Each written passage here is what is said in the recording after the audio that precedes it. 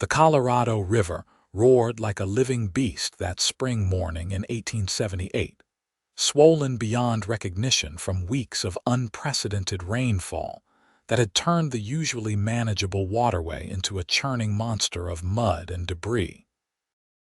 Samuel Foster stood on the rocky embankment near Del Rio, Texas, watching the water level rise with growing concern as he led his chestnut mare away from what had been a safe crossing just 2 days prior.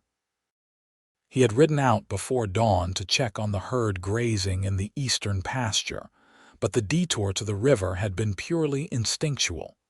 Something had pulled him here, though he could not have explained what. At 26 years old, Samuel had learned to trust those inexplicable urges that sometimes guided a man's steps in this harsh and unforgiving land. The rain had finally stopped during the night, leaving behind a gray morning sky that hung low and heavy over the Texas scrubland. Samuel adjusted his worn hat and prepared to mount up when he heard it. A scream, high and desperate, barely audible over the thunder of rushing water. His head snapped toward the sound, eyes scanning the turbulent river. There, perhaps 200 yards upstream, he spotted movement. A figure clung to what appeared to be the remains of a buckboard wagon, being swept downstream at a terrifying speed. Even from this distance, he could see the person was struggling, losing the battle against the relentless current. Samuel did not hesitate.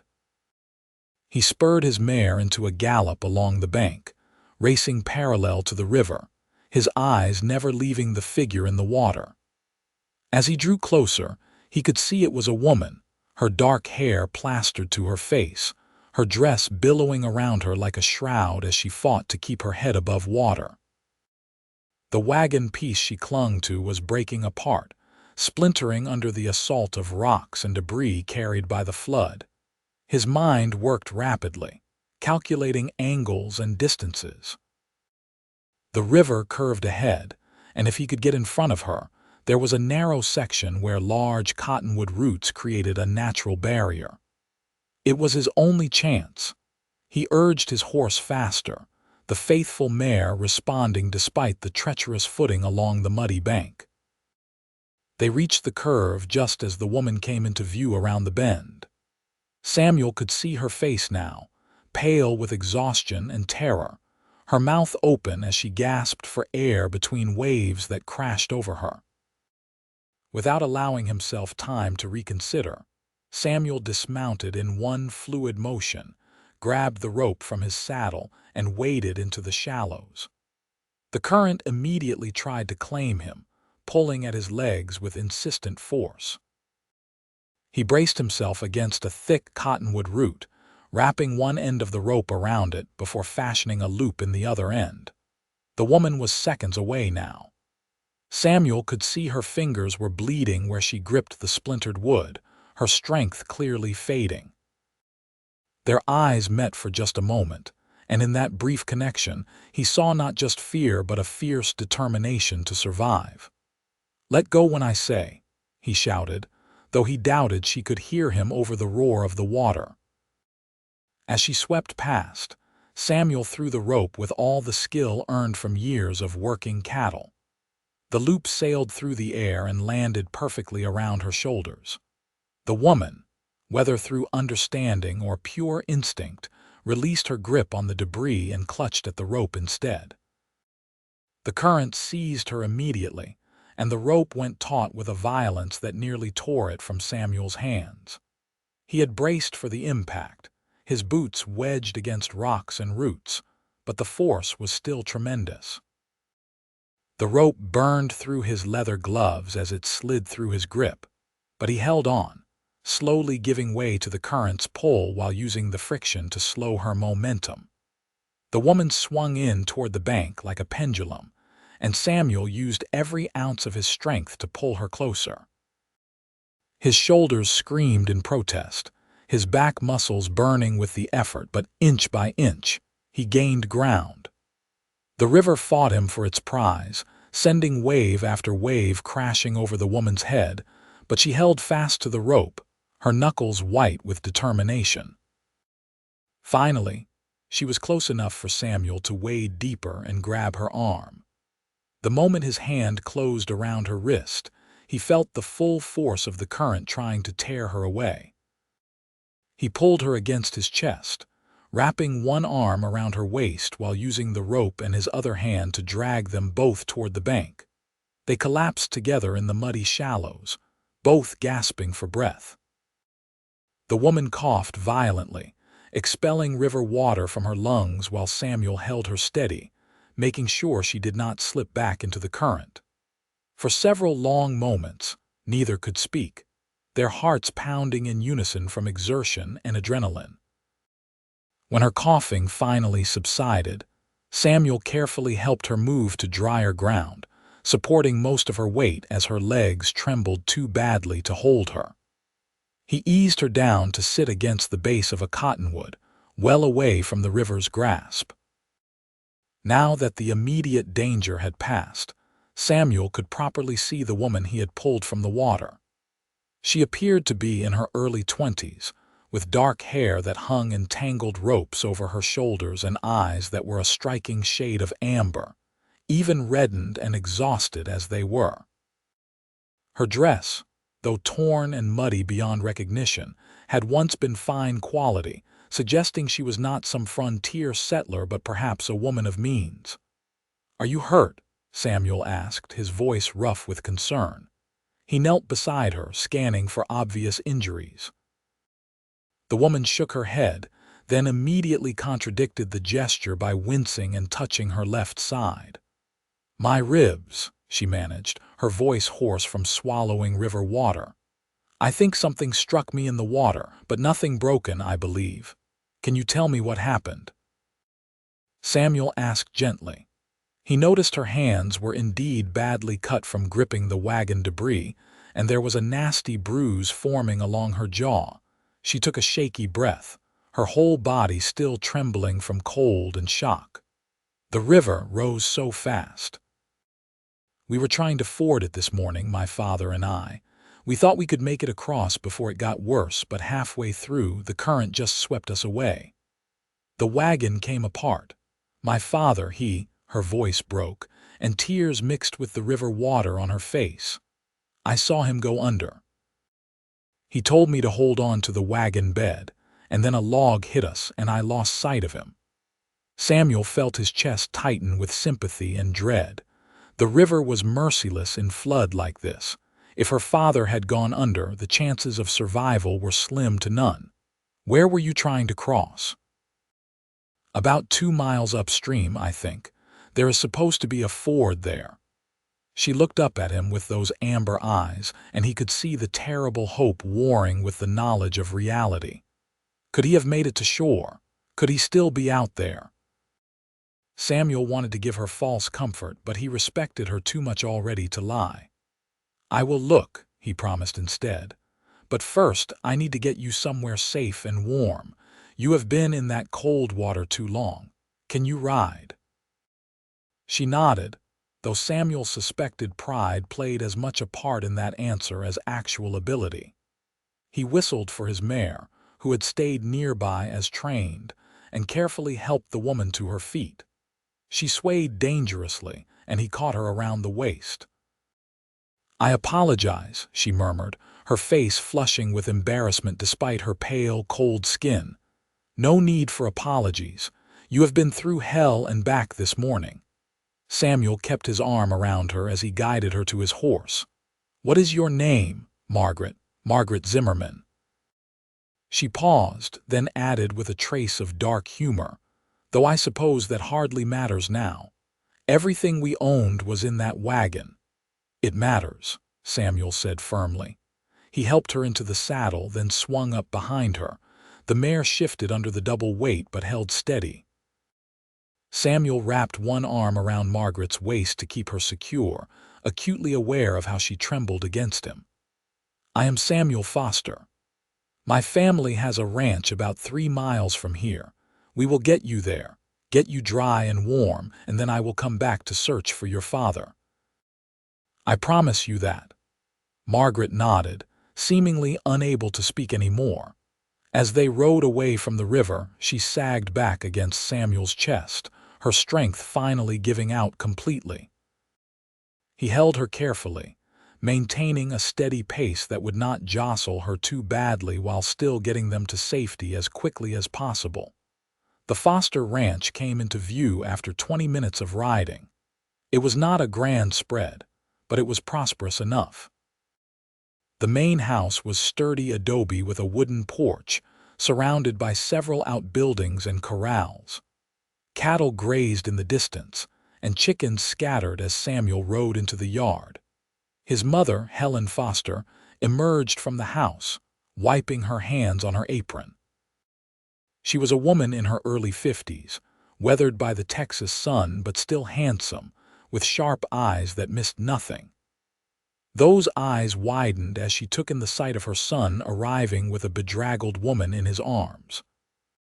"Samuel, what on earth?" "She was caught in the flood," Samuel said, dismounting before carefully lifting Margaret down.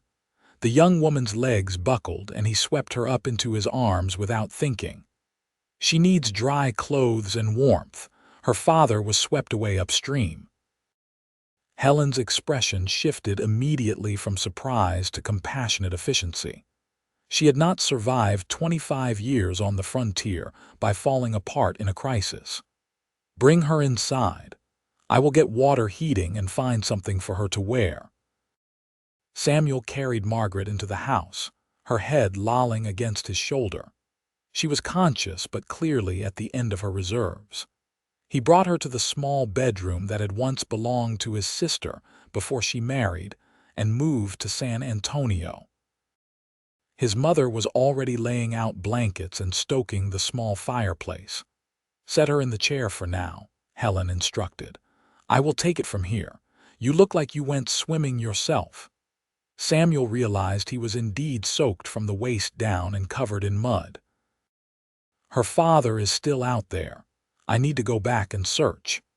"You need to change into dry clothes first, or you will be no good to anyone," his mother said firmly. 5 minutes will not make a difference to the outcome, but it might keep you from catching your death." Samuel knew she was right, though every instinct screamed at him to get back to the river immediately. He looked down at Margaret, who had her eyes closed but was still shivering violently. She said they were trying to ford 2 miles upstream. The wagon broke apart. "I heard," Helen said gently, laying a hand on her son's arm. "Go change. I will care for her, then you do what you must." Samuel nodded and left the room, pausing at the door to glance back one more time. His mother was already helping Margaret out of the wet, ruined dress, speaking to her in soft, reassuring tones. Something in his chest tightened again, though this time it was not quite sympathy. He changed quickly into dry clothes, strapped on his gun belt more out of habit than expectation of needing it, and grabbed some rope and supplies that might be useful in a search.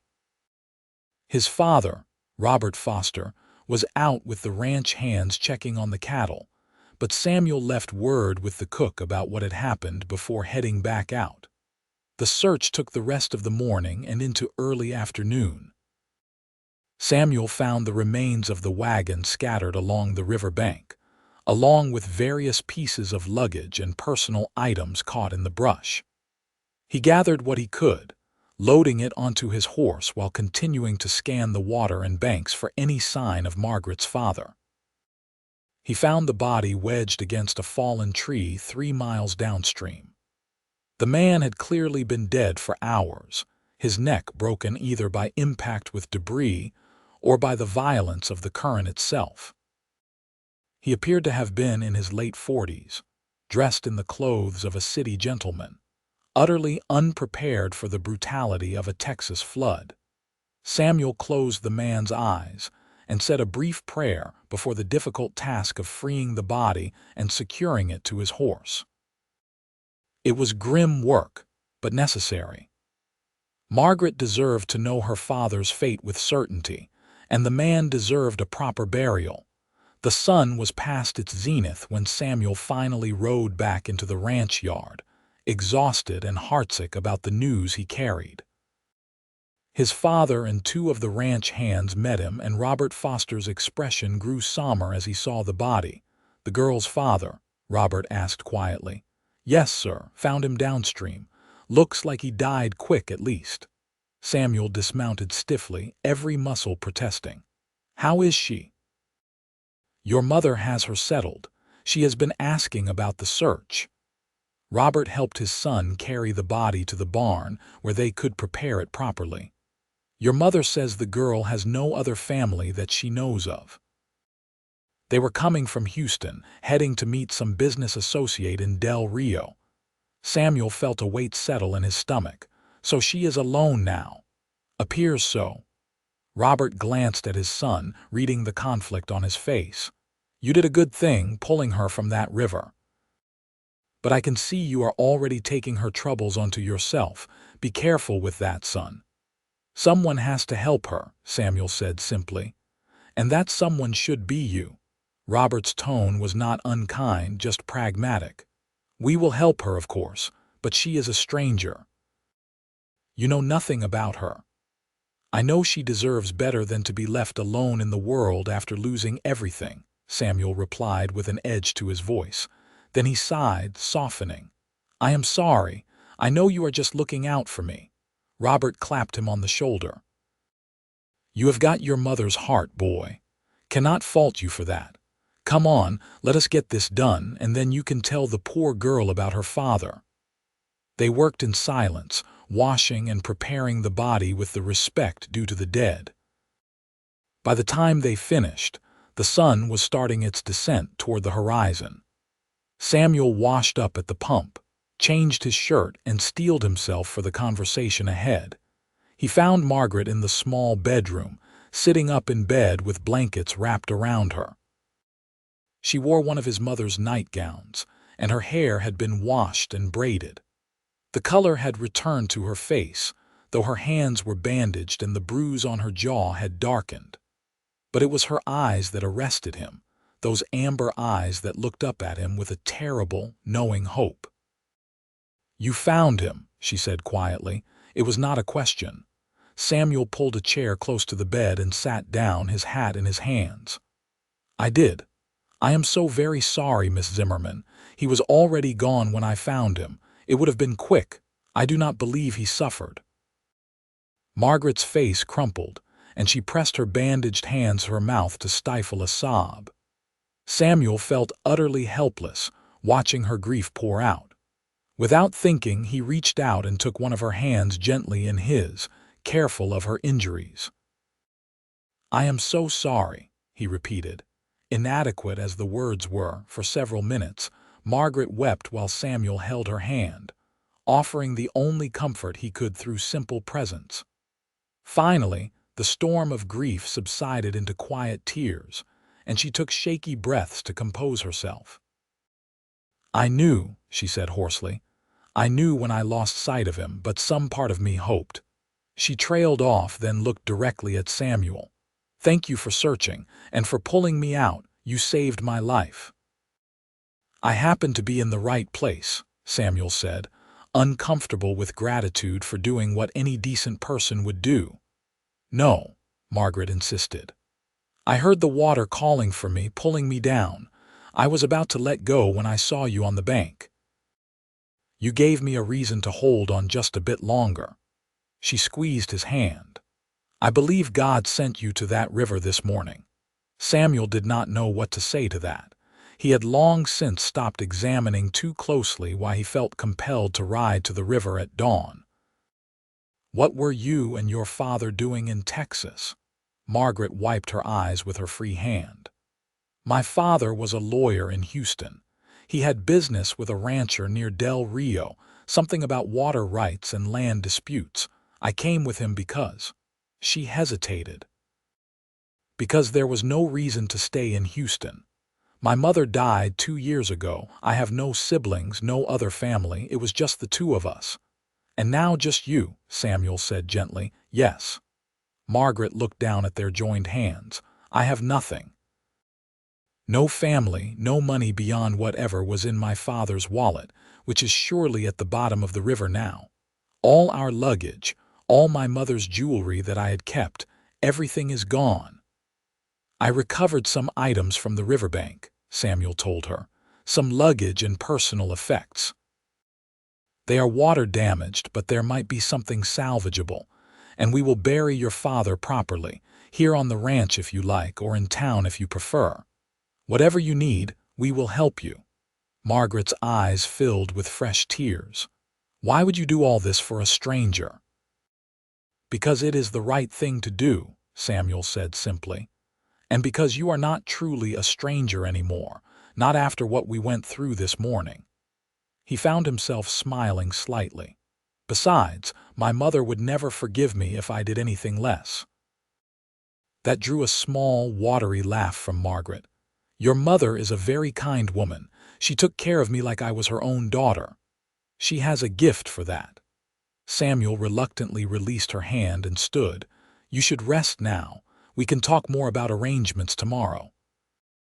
Tonight, just let yourself grieve and heal. Samuel, Margaret said as he reached the door. He turned back. Thank you for everything. I truly do not know what I would have done if you had not been there. You would have survived, Samuel said with quiet certainty. You are stronger than you think. I saw it in your eyes when you were in that water. You are a fighter, Margaret Zimmerman. He left before she could respond, closing the door gently behind him. In the kitchen, his mother was preparing dinner while his father sat at the table, smoking his pipe. How did she take it? Helen asked, about as well as can be expected. Samuel poured himself a cup of coffee and sat down heavily. She is completely alone now, no family at all. That poor girl, Helen murmured. She can stay here as long as she needs, of course. That is generous, but we need to think practically, Robert interjected. She is a young, unmarried woman. She cannot just live here indefinitely. People will talk. Let them talk, Helen said sharply. The girl just lost her father. She can stay until she figures out what to do next.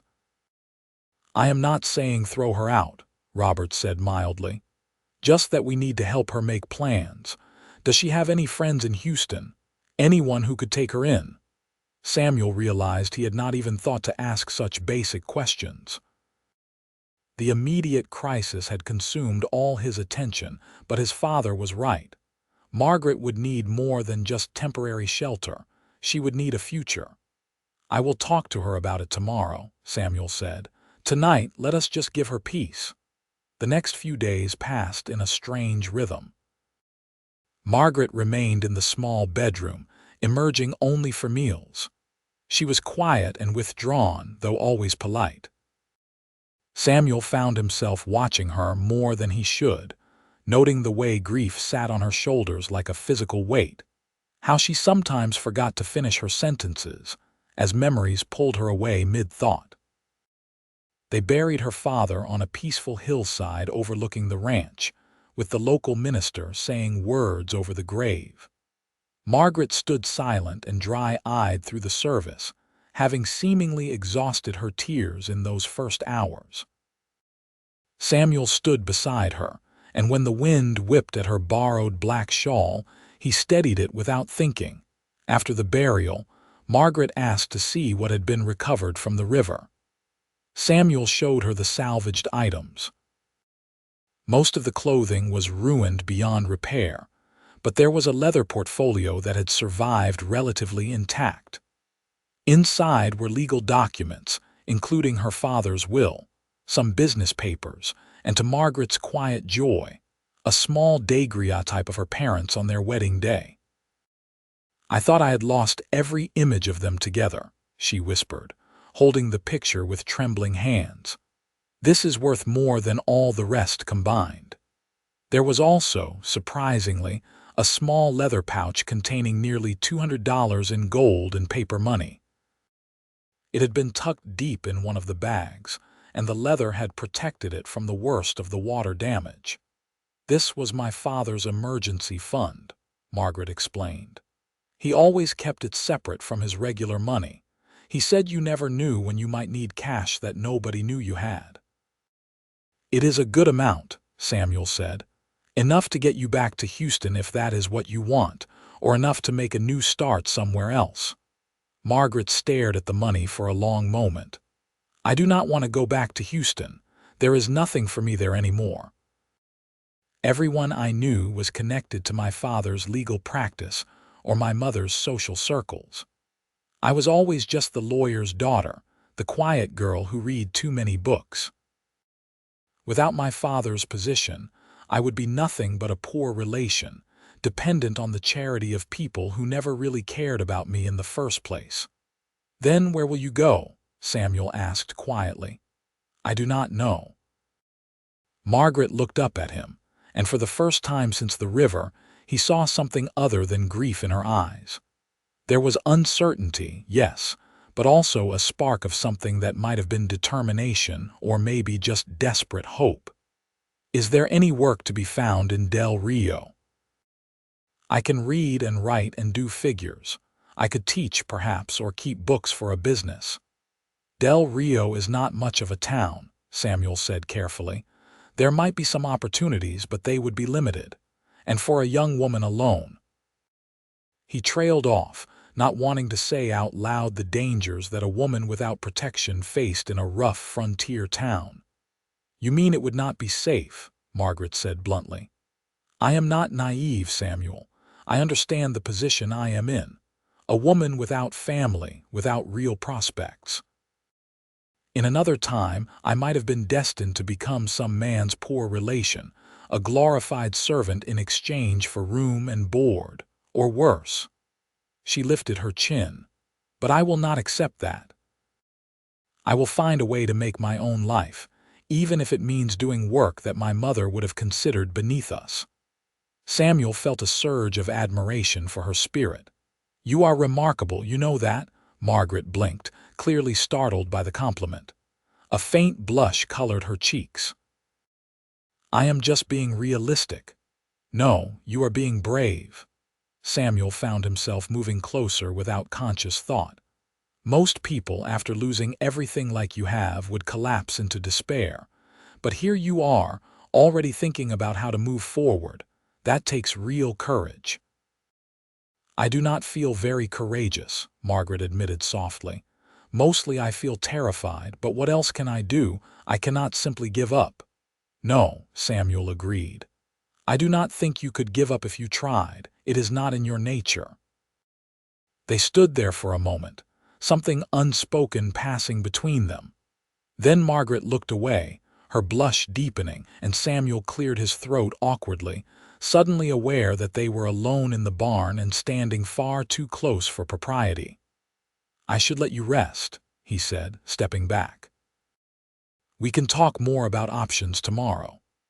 That night, Samuel lay awake in his bed, staring at the ceiling and thinking about amber eyes and quiet courage.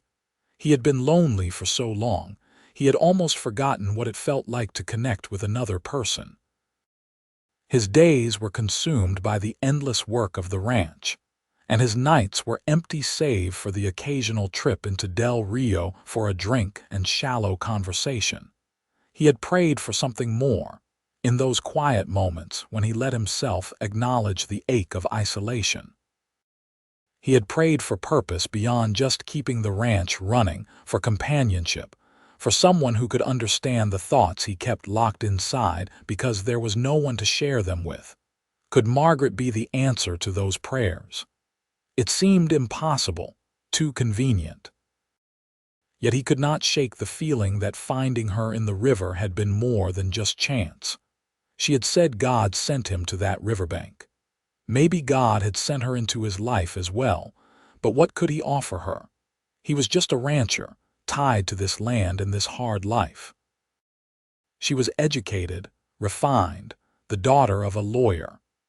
Even reduced to poverty, she was still far above his station in many ways. Why would she want to tie herself to someone like him? Samuel rolled over, punching his pillow in frustration. It was too soon to be thinking such thoughts anyway. The woman had just buried her father. The last thing she needed was some cowboy developing feelings for her out of some misguided sense of destiny. He would help her get settled somewhere, help her find work or a safe situation. That was the decent thing to do. And if his heart ached at the thought of her leaving, well, he would learn to live with it. He had learned to live with loneliness before, but sleep, when it finally came, brought dreams of amber eyes and a voice calling his name over the roar of flood waters. The next morning brought unexpected visitors. Samuel was working in the horse corral when his father called out that someone was approaching. A fine carriage rolled into the yard, pulled by a matched pair of grays that had clearly never known a day of real work. A portly man in an expensive suit climbed down, followed by a younger man who was probably his assistant or clerk. "I am looking for a Miss Margaret Zimmerman," the portly man announced in a booming voice. "I was told she might be here." Samuel exchanged a glance with his father. "Who is asking?" "My name is Horace Pemberton. I am, or rather I was, a business associate of her father, Gerald Zimmerman. I heard about the tragic accident and came as soon as I learned of Miss Zimmerman's survival." Something about the man made Samuel's instincts prickle with wariness, but he could not refuse the request. "I will see if she is receiving visitors. Wait here." He found Margaret in the garden with his mother, helping to pick vegetables despite Helen's protests that she should be resting. Margaret looked up at Samuel's approach and he saw a flash of something, pleasure maybe, before her expression settled into polite inquiry. "There is a man here named Horace Pemberton," Samuel said. "Says he was a business associate of your father's." Margaret's face went pale. "He is here. Now." "You know him?" Samuel asked, his wariness intensifying at her reaction. "Yes, he owns one of the largest ranches near Del Rio. My father was handling some legal matter for him." Margaret stood, brushing dirt from her borrowed skirt. Her hands were shaking slightly. "I should see him." "It would be rude not to." "You do not have to see anyone you do not want to," Helen said firmly, "particularly not when you are still in mourning." "No, it is fine, I should." But Margaret did not look fine. She looked like someone steeling herself for an ordeal. Samuel accompanied her back to the yard, staying close.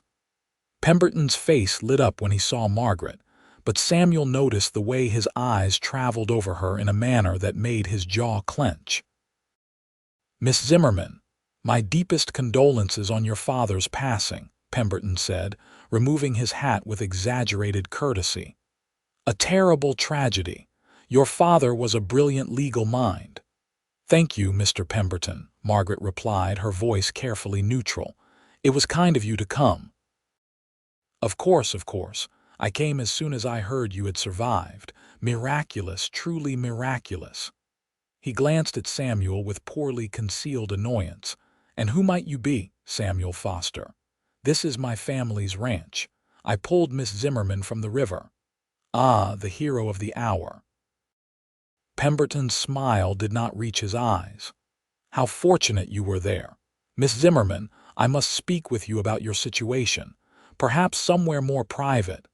"Anything you need to say to Miss Zimmerman can be said here," Samuel said firmly. Pemberton's expression hardened. "This is a private business matter." "I do not mind Mr. Foster hearing," Margaret said quietly. "He and his family have been very kind to me. I trust them." The words sent a warm flutter through Samuel's chest, but he kept his expression neutral as Pemberton clearly swallowed his irritation. "Very well. Miss Zimmerman, I am aware that your father's death has left you in difficult circumstances. No family, limited resources, and as a young woman alone you face certain, shall we say, challenges in making your way in the world." He paused dramatically. "I would like to offer you a solution." Margaret's hands clenched in her skirt. "What kind of solution?" "Marriage, my dear, to me." Pemberton smiled broadly, as if he had just offered her the moon. "I am a widower with no children, a man of means and position." "You would have security, status, everything a woman could want, and in return I would have a refined, educated wife to grace my home. It is a practical arrangement that would benefit us both." Samuel felt his blood turn to ice. He looked at Margaret, saw the color drain from her face again. "Mr. Pemberton, I am honored by your offer," Margaret said carefully, "but I have just buried my father. Surely you cannot expect me to make such a monumental decision at such a time." Of course, you need time to think," Pemberton said, though his eyes had gone hard. "But do not take too long, my dear. Opportunities like this do not come along often for women in your position. I will return in 1 week for your answer. I trust you will see the wisdom in accepting." It was not phrased as a threat exactly, but the implication was clear. Margaret's other options were severely limited, and Pemberton knew it. After Pemberton left, Margaret stood frozen in the yard, staring at nothing. Samuel wanted to say something, anything, to erase the haunted look from her eyes, but his mother beat him to it. "You do not have to marry that pompous fool," Helen said firmly, putting an arm around Margaret's shoulders. "Do I not?" Margaret's laugh was bitter. "He is right. What other options do I have? I could try to find work in Del Rio, but you said yourself it is not safe for a woman alone. I could go back to Houston and throw myself on the mercy of people who will make me feel like a burden every day of my life. Or I could marry a wealthy man who at least offers security, even if he looks at me like I am a prize mare he is considering purchasing." "He is old enough to be your father," Samuel said, his voice rough with suppressed anger. "And I did not like the way he looked at you." "Neither did I," Margaret admitted. "But beggars cannot be choosers, can they? At least he is not proposing anything improper. Marriage is respectable." "Marriage should be more than just respectable," Helen said. "It should be a partnership, a love match if possible. My dear, you deserve better than a cold business arrangement." "Maybe I do not get to have what I deserve," Margaret said quietly. "Maybe I just get to have what is practical." She walked away before anyone could respond, heading toward the small cemetery on the hill where her father was buried. Samuel watched her go, his hands clenched into fists. "That man is not right for her," he said. "No, he is not," Robert agreed. He had been standing quietly on the porch observing. "But she is right about her limited options, unless someone offers her an alternative." Samuel looked at his father, saw the knowing expression there. "What are you suggesting?" "I am not suggesting anything," Robert said mildly. "Just observing that a young woman in her position needs a husband, and you have been lonely for a long time. 2 problems, 1 potential solution." "I barely know her," Samuel protested, but even as he said it, he knew it was not entirely true. He felt like he knew Margaret in ways that went beyond the few days she had been here. He knew her strength, her courage, her refusal to give up even when everything was stacked against her. He knew the way her eyes lit up when Helen told stories about the ranch, the way she smiled at the horses when she thought no one was watching, the way she had started to relax into their family's rhythm. "You know enough," Helen said gently. "And she knows you. You saved her life, Samuel. You have shown her kindness when she had nothing and no one. That is a better foundation than many marriages start with." "But what if she says no?" Samuel voiced his deepest fear. "What if she would rather take her chances with Pemberton than tie herself to me?"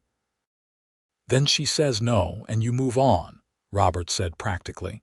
"But you will never know unless you ask, and I think she might surprise you." Samuel spent the rest of the day in turmoil, working with an intensity that had the ranch hands giving him a wide berth. By evening, he had made his decision. He cleaned up, changed into his best shirt, and went looking for Margaret. He found her on the porch as the sun was setting, watching the sky turn brilliant shades of orange and pink. She had a shawl wrapped around her shoulders against the evening chill, and in the golden light, she looked ethereal and heartbreakingly vulnerable. "May I join you?" Samuel asked. Margaret nodded, and he sat down beside her on the porch steps. For a few minutes they sat in comfortable silence, watching the day fade into night. "I have been thinking about Pemberton's offer," Samuel finally said, "and about what you said about not having options." "It is the truth," Margaret said quietly. "I have to be realistic." "What if you had another option?" Samuel took a deep breath, his heart pounding. "What if I offered you the same thing Pemberton did? Marriage, security, a home, not with a rich rancher, but with me." Margaret turned to look at him, her amber eyes wide with shock. "Samuel, what are you saying?" "I am saying I want to marry you." The words came easier now that he had started. "I know it is fast. I know we barely know each other, but I think we could make it work. You need security and a place to belong, and I need—" He paused, searching for the right words. "I need someone like you in my life. Someone brave and smart and real. Someone who is not afraid of hard work or hard times." "But you do not love me," Margaret said, her voice barely above a whisper. "No," Samuel admitted honestly. "Not yet, but I could. I think I am already starting to. And I believe you could learn to care for me too, given time." He reached out and took her hand gently. "I am not rich like Pemberton, and this ranch is not a grand estate, but I can promise you that I would never make you feel like property. I would respect you, work beside you, share my life with you as a true partner. And I think, maybe, we could build something good together." Tears welled in Margaret's eyes, but she was smiling. "Why would you do this?" "You could find someone else, someone from around here who knows ranch life, who could bring a dowry or useful connections." "Why choose me?" "Because when I pulled you from that river, something changed," Samuel said simply. "I have been praying for years for something to fill the empty places in my life. And then there you were, fighting to survive, refusing to give up. You grabbed onto that rope like it was a lifeline to more than just safety, and I think maybe it was, for both of us." Margaret was crying openly now. "I am so afraid," she confessed. "Afraid of making the wrong choice, of being a burden, of not being good enough for this life."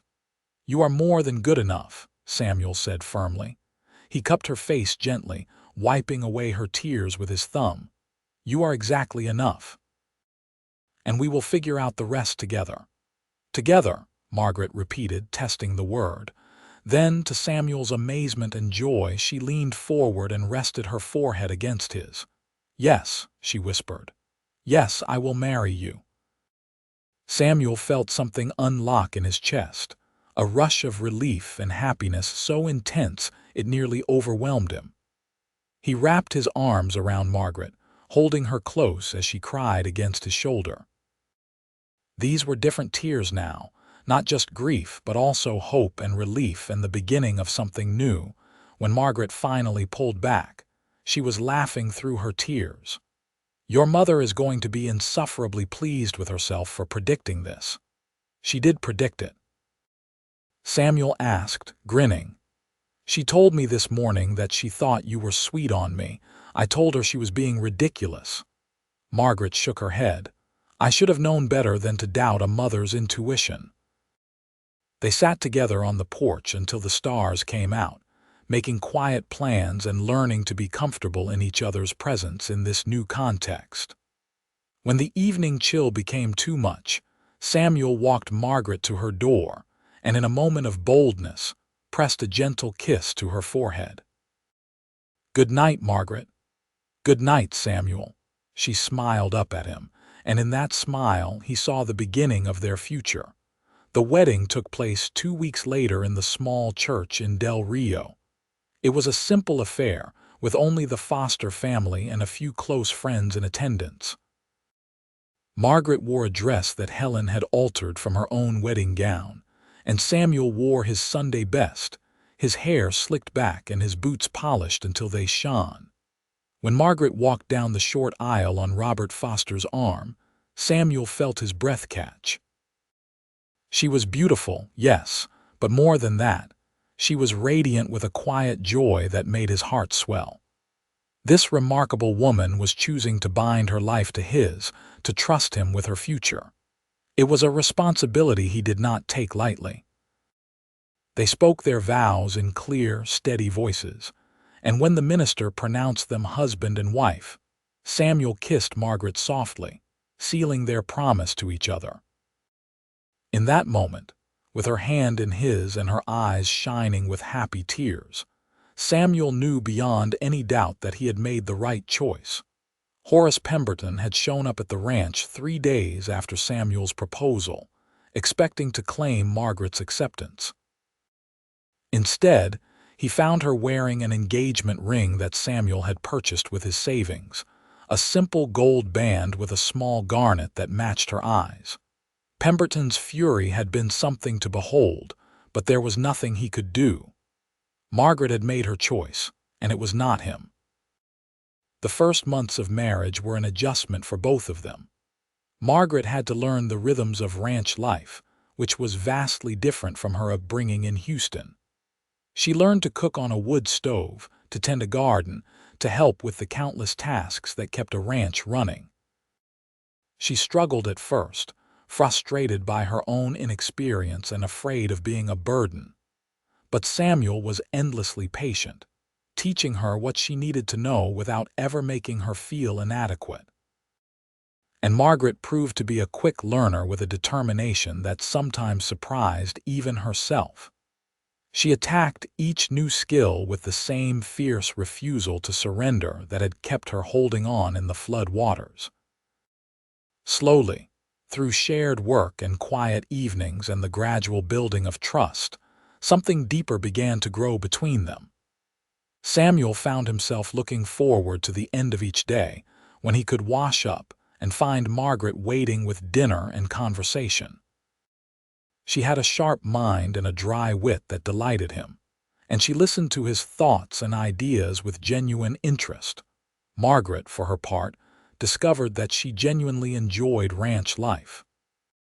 There was something deeply satisfying about working with her hands, about seeing the direct results of her labor. And she found in Samuel a kindness and steadiness that soothed something raw and wounded inside her. He never pushed her, never demanded more than she was ready to give, but he was always there, a quiet, solid presence she could lean on.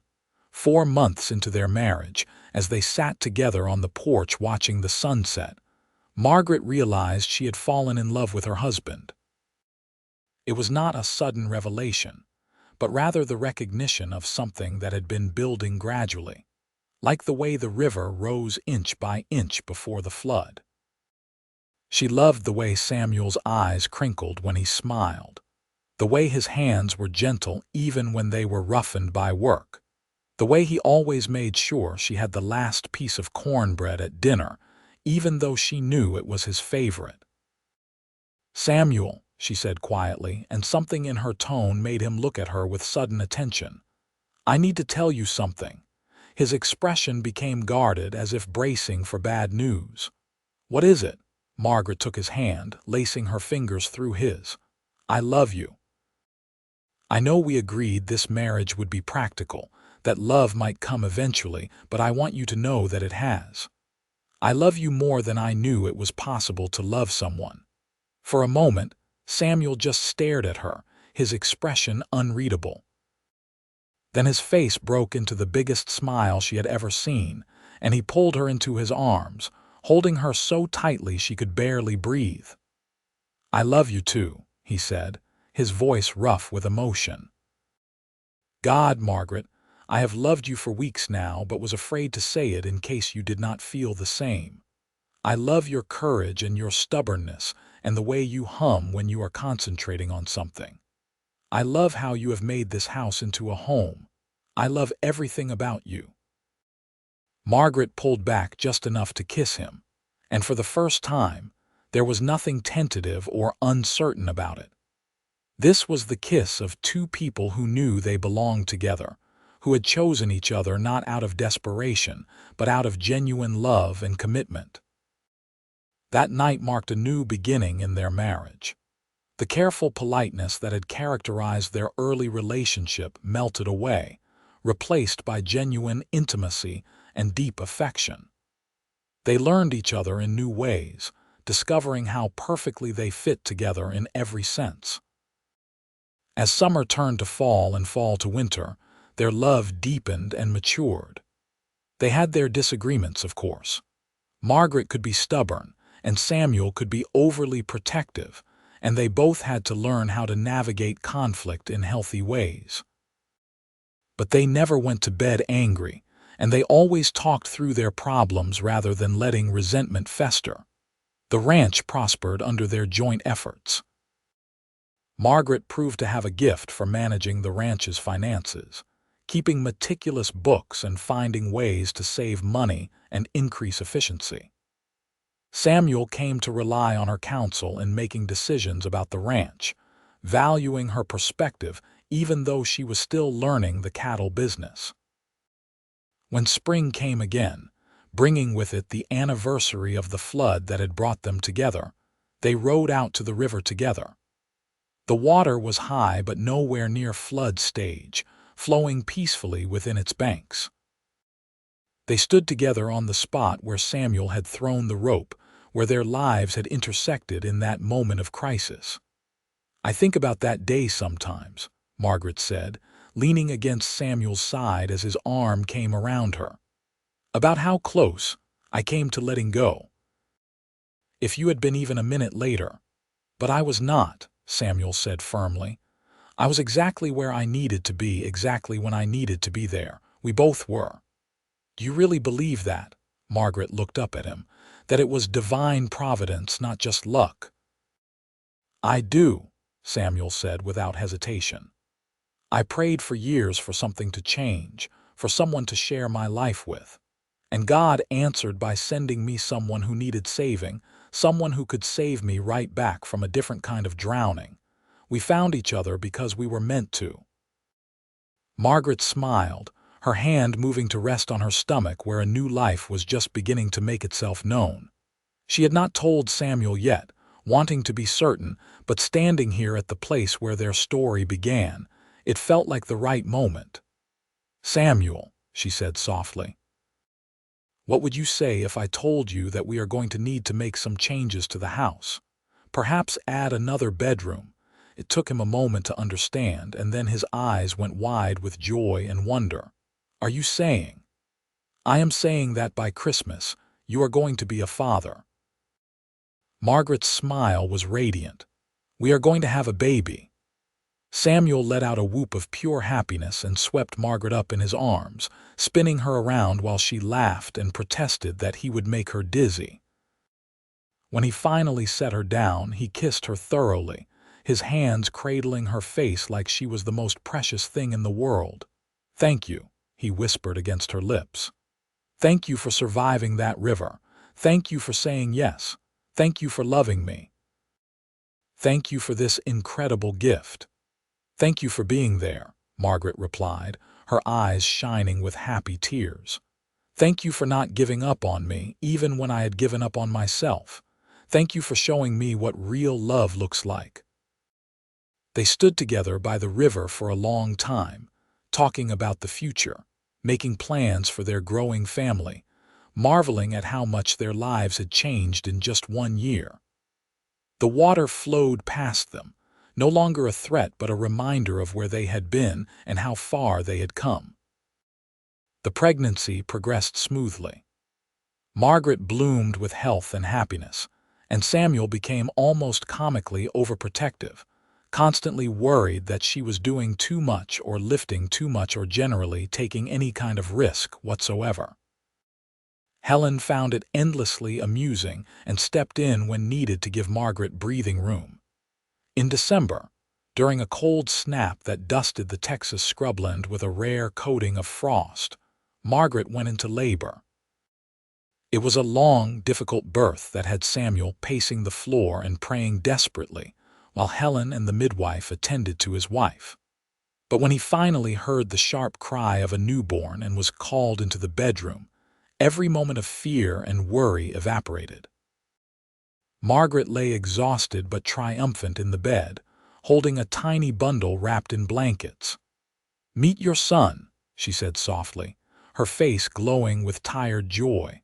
Samuel approached almost reverently, looking down at the tiny red face of his firstborn son.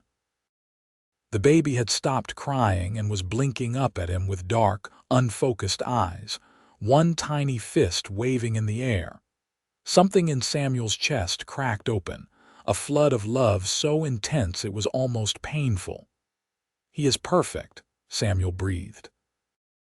He sat carefully on the edge of the bed, putting one finger in his son's palm and marveling when the tiny fist closed around it. "Absolutely perfect. What should we name him?" Margaret asked. They had discussed names but never quite settled on one. Samuel thought about it, looking at his son, at his wife, at the life they had built together from the ashes of tragedy. "What about Matthew? It means gift of God, because that is what he is, what you both are, gifts I never dared to hope for." Margaret's eyes filled with tears.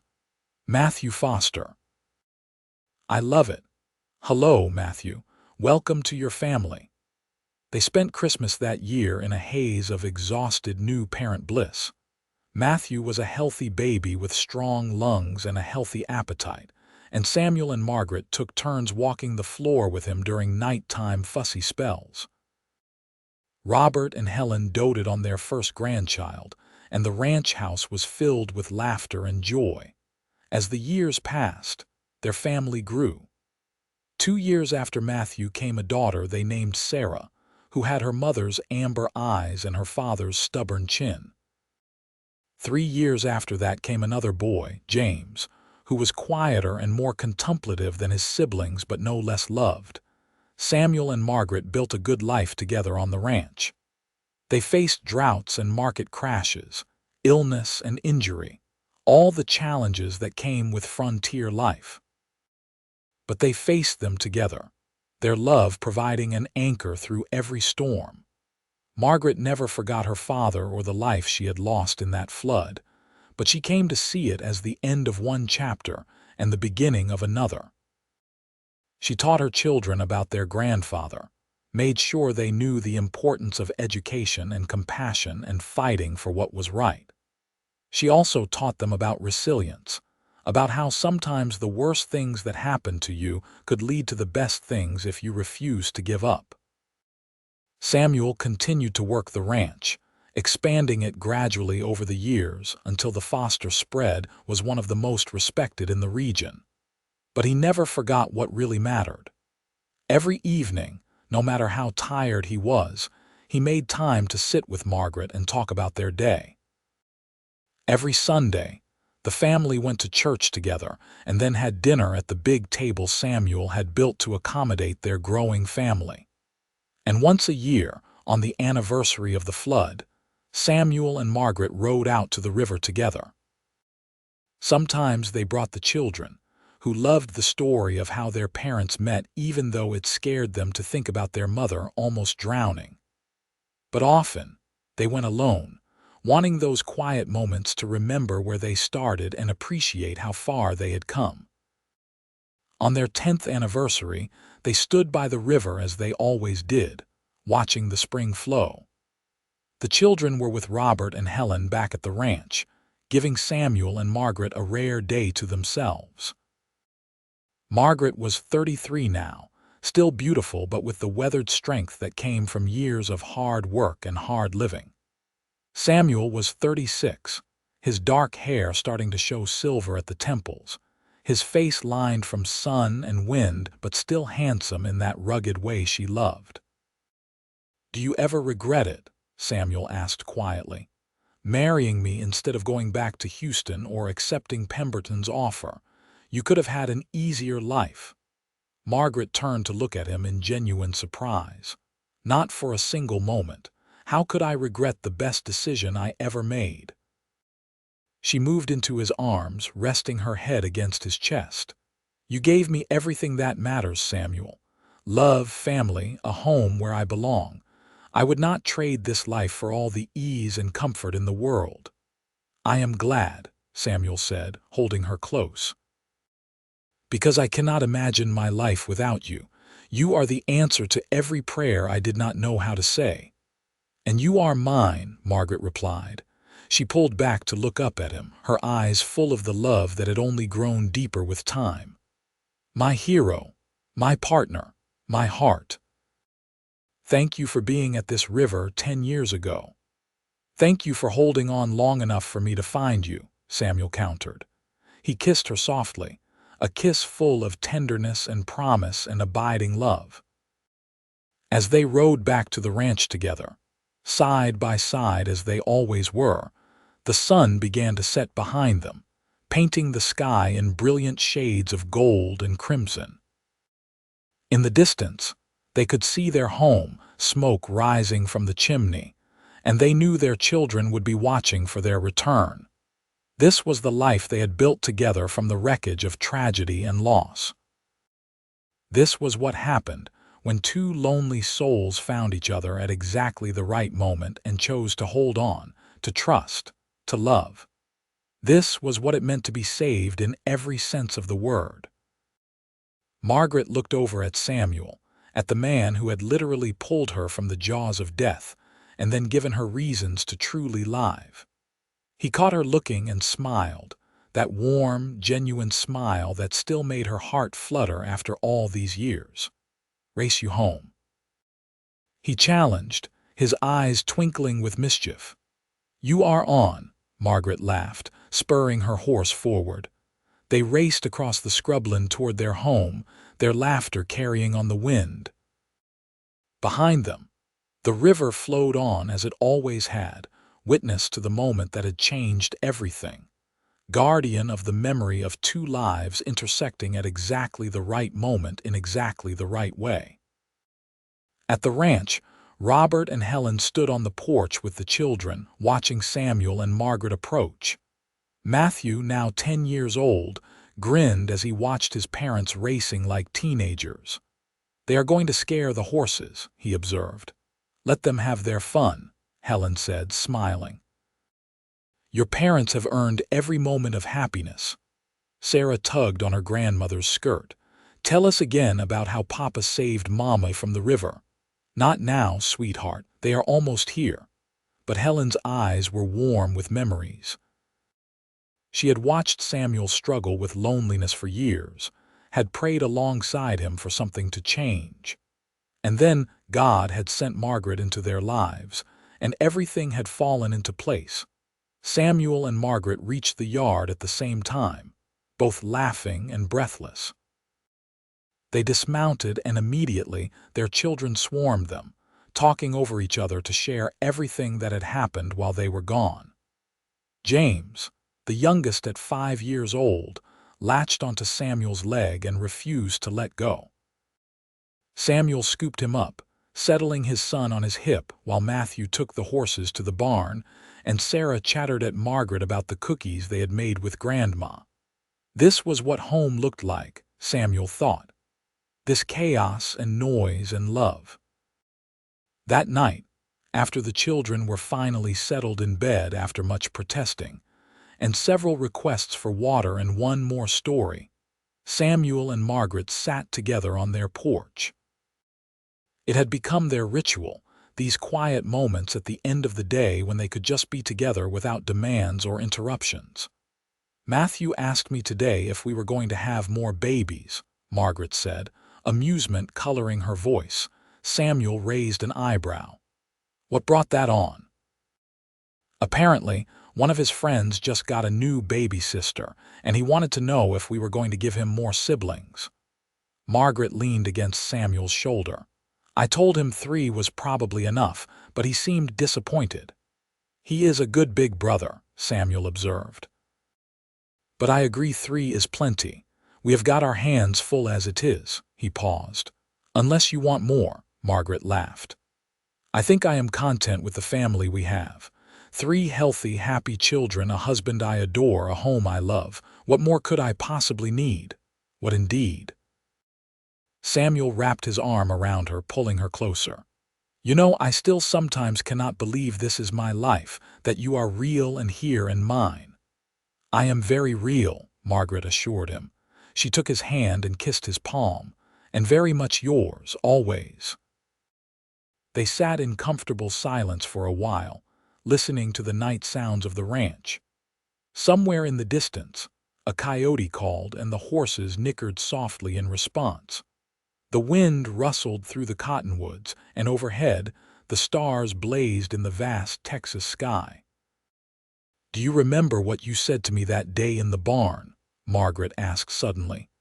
"When I was trying to figure out what to do with my life," Samuel thought back. "I said a lot of things that day. You said I was a fighter, that you saw it in my eyes when I was in the water."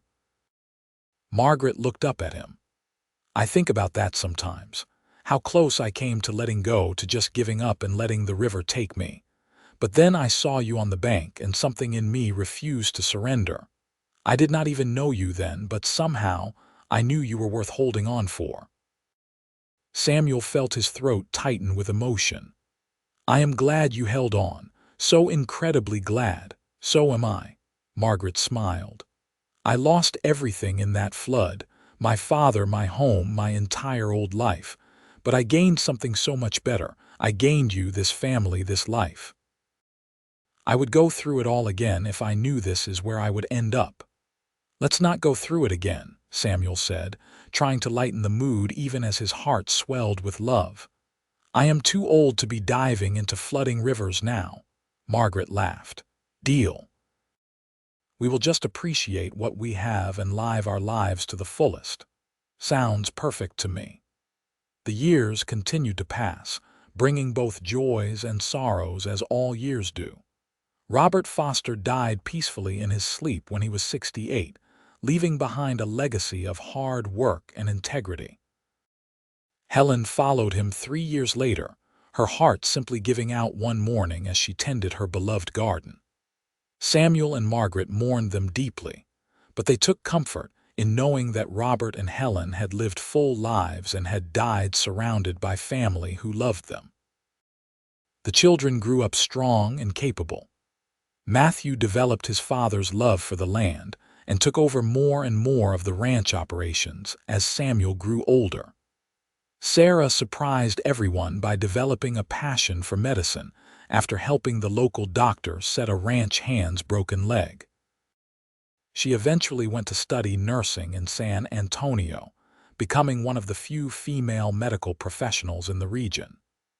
James inherited his mother's love of books and became a teacher, opening a small school in Del Rio that served the children of ranchers and townsfolk alike. Samuel and Margaret were immensely proud of all three of their children, watching them build their own lives while staying close to family and the values they had been raised with. As grandchildren began to arrive, the ranch house once again filled with the sounds of young voices and laughter. On Samuel's 50th birthday, the family threw a celebration at the ranch. All three children came with their spouses and children, and the house overflowed with people and noise and joy. At one point, Samuel stood on the porch watching everyone and marveled at how much his life had changed since that morning at the river. Margaret found him there, slipping her hand into his. She was 47 now, her dark hair liberally streaked with silver, laugh lines around her eyes and mouth. To Samuel, she had never been more beautiful. "What are you thinking about?" she asked. "About how different my life would be if I had not gone to the river that morning," Samuel said. "How empty it would have been without you." "You would have found someone else eventually," Margaret said. "Maybe, but it would not have been the same." Samuel turned to face her, taking both her hands in his. "Margaret, you know I am not a man who is good with fancy words, but I want you to know that every single day of these past 23 years has been a gift. You gave me a life worth living. You gave me love and family and purpose. You made me better than I ever could have been on my own." Tears welled in Margaret's eyes. "Samuel Foster, you just said you are not good with fancy words, and then you go and say something like that." "It is true, though," Samuel insisted. "All of it." "I know," Margaret said softly. She reached up to cup his face, her touch gentle and familiar. "And it is true for me, too. You saved me in every way a person can be saved. You gave me a reason to keep fighting, to keep living. You showed me what real love looks like. I would not change a single thing about our life together." They kissed, soft and sweet, a kiss that held 23 years of love and commitment and partnership. Around them, their family celebrated, and somewhere in the distance, the river flowed on as it always had, bearing witness to the love story it had set in motion all those years ago. As evening fell and guests began to leave, Samuel and Margaret found themselves alone on the porch once more. It was their place, where they had shared so many important moments over the years, where Samuel had proposed, where they had told each other about each pregnancy, where they had comforted each other through losses and celebrated victories. "You think we will have many more years like this?" Margaret asked, her head resting on Samuel's shoulder. "I hope so," Samuel said. "But however many years we have, I will treasure every single day with you, as will I." Margaret sighed contentedly. "We have had a good life, Samuel, a really good life." "The best," Samuel agreed. They sat together under the stars, two people who had found each other in the most unlikely of circumstances and had built something beautiful and lasting. The lonely cowboy who had prayed for something to change and the educated city girl who had lost everything had become partners, lovers, best friends, parents, grandparents. They had become each other's home. More years passed, bringing the turn of the century and all the changes that came with it. The world was transforming, becoming more modern and connected, but the Foster Ranch remained a constant, a place where family gathered and traditions held strong. Samuel and Margaret grew old together, their steps slower but their love undiminished. They still made their annual pilgrimage to the river, though they rode in a wagon now rather than on horseback. They still sat on their porch every evening, talking about their day and planning for tomorrow. They still held hands like young lovers, still exchanged glances full of meaning that only came from decades of shared life. When Samuel was 74, he fell ill with pneumonia during a particularly harsh winter. For weeks, Margaret barely left his bedside, holding his hand and telling him stories of their life together, reminding him of all the reasons he needed to fight. And fight he did, rallying against all odds and recovering, though it left him weakened. "I am not ready to leave you yet," he told Margaret when he was finally on the mend. "We still have things to do, you and I." "What things?" Margaret asked, smiling through tears of relief. "I do not know yet," Samuel admitted, "but I will think of something. I just know I am not done loving you." "Good," Margaret said fiercely, "because I am not done loving you either." They were granted several more years, years to see more grandchildren born and grow, years to watch their children thrive and prosper. Years to simply be together, appreciating every sunrise and sunset, every shared meal, every quiet moment of companionship. Samuel died peacefully in his sleep on a warm spring night, just a few weeks after their 48th wedding anniversary. Margaret woke to find him gone, his hand still clasped in hers, a slight smile on his face as if he had died dreaming of something pleasant. She held him for a long time, crying and thanking him for a lifetime of love and partnership, for being exactly who she needed him to be. They buried Samuel on the hillside next to his parents, with a view of the river where he had saved Margaret all those years ago.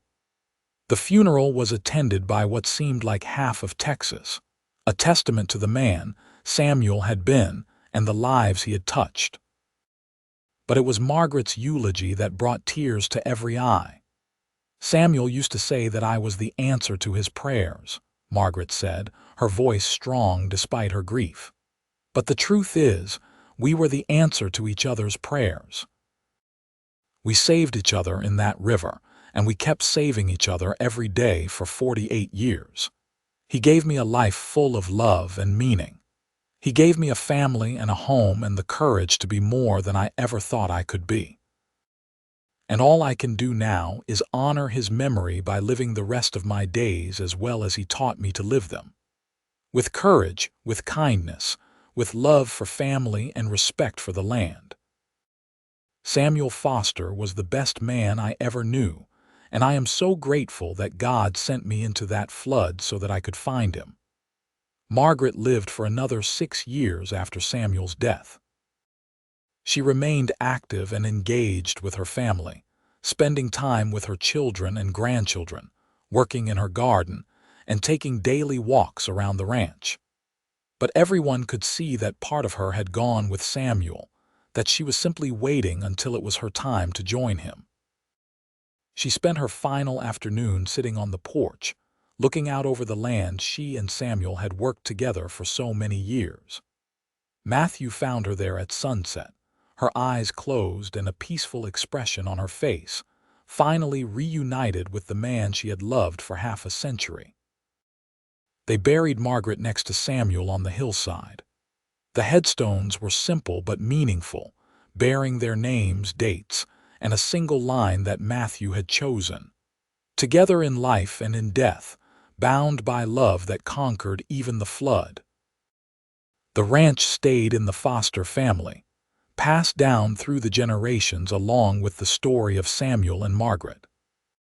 Children and grandchildren and great-grandchildren learned about the flood and the rescue, about two lonely people who found each other at exactly the right moment and built a love that lasted a lifetime.